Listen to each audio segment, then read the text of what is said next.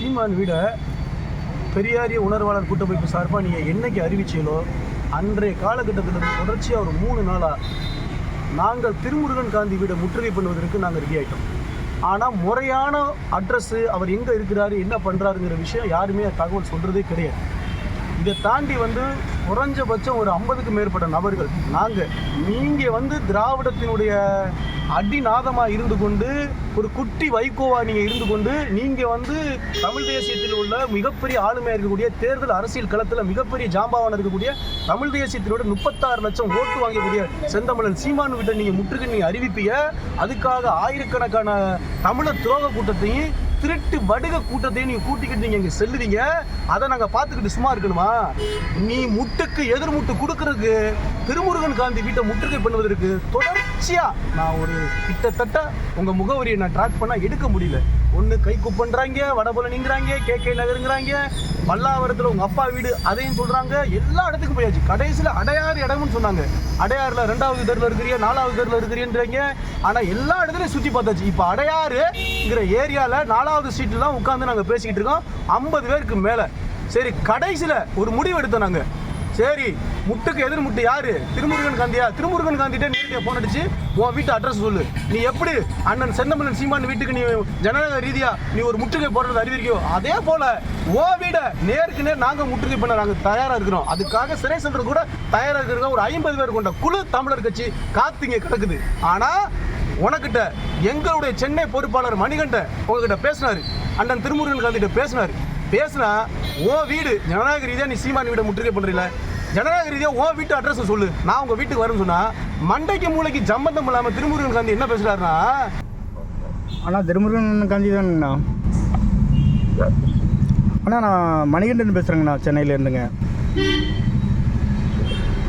அண்ணா திருமுருகன் காந்தி தானுங்க. அண்ணா இன்றைக்கி ஒரு அறிவிச்சிருந்தீங்க.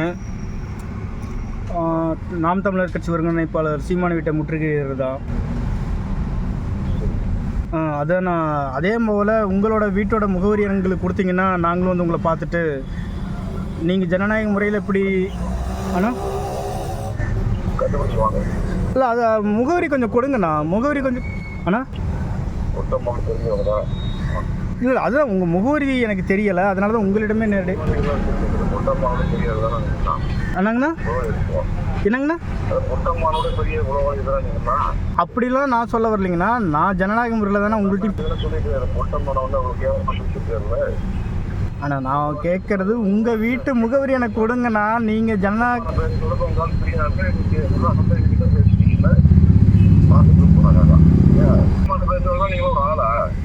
ஆள் இல்லைன்னா அப்போ கொடுக்கலாம் இல்லைங்களாண்ணா? நான் ஒரு ஆளாக உங்களுக்கு தெரியல இல்லைங்களாண்ணா? அப்போ உங்களோட முகவரி எனக்கு கொடுக்கலாம் இல்லைங்களாண்ணா?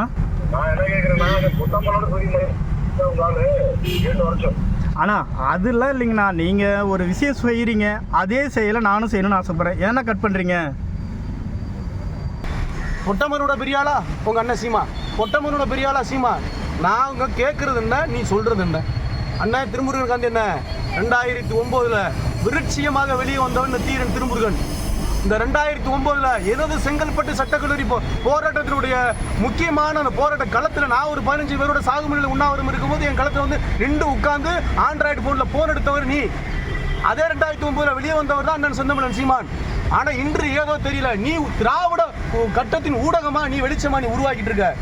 ஓ வீட்டை திராவிடத்தினுடைய குட்டி வைகோவா உருவாக்குற ஓ வீட்டை முற்றுகை பண்ணுவதற்கு நாங்கள் நெஞ்சு நோக்கி உனக்கிட்டையும் கேட்டுட்டோம். நீ உனக்கு நெஞ்சில் துணிவில்லை. நான் நிற்கிறேன்னா இப்போ எங்கே இருந்துக்கிட்டு இருக்கேனா? நீ சொல்லக்கூடிய அடையாளம் இருந்துகிட்டு இருக்கு.